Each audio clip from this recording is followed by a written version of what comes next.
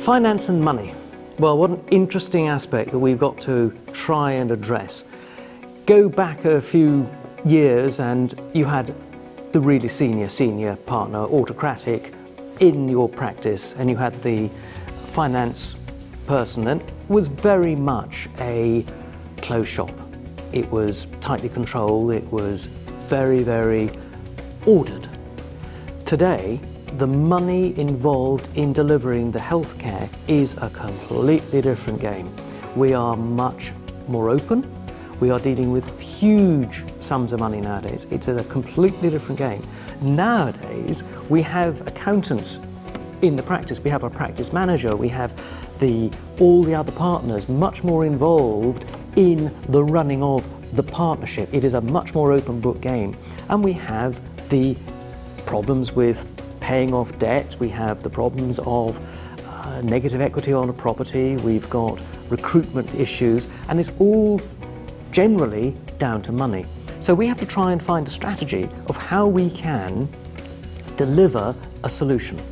There are a number of strategies, but every one is going to be different. And that's why I believe that you've got to have a conversation, and it's got to be outside of your accountant and your lawyer and your practice manager. You need to get somebody who knows about property, they know about the asset values, they know about the alternative use values. Now, your accountant will be very good with your tax position, your accountant will be very good with the immediate value possibly of your building and the business income stream. So that's fine, so that's all good. But what about the alternative use for your site? Does it have an increased value? You'll have got your repayment schedule, if you have a loan on it still. You may have got one of these wonderful evergreen loans, which means you've been paying all this money every month, every quarter, but you still have got this great big debt. How am I going to deal with that?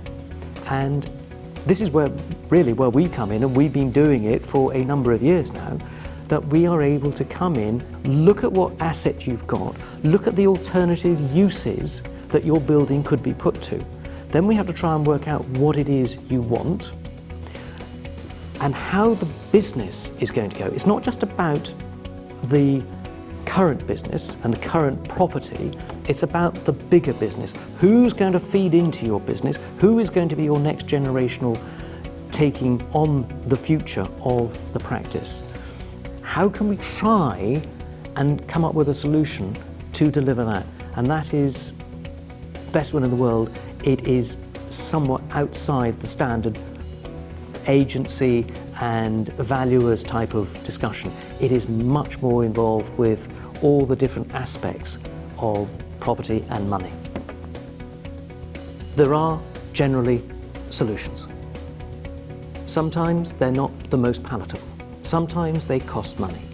But the real important thing is that we have to look and see what sort of solution is going to fit your circumstances.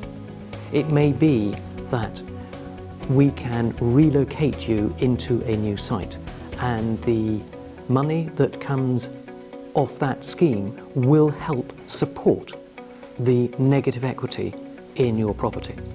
We may be able to reorganize a loan. We may be able to have a discussion with the planners and see how we can reconfigure your property and make it have a good value. There are lots of different ways to address these things. It's not always doom and gloom. It's not always a bunch of roses either. But without actually talking about it, without making that commitment to pick up the phone and talk to someone, it may not be me, but it may be somebody else who has got the same skills that we have.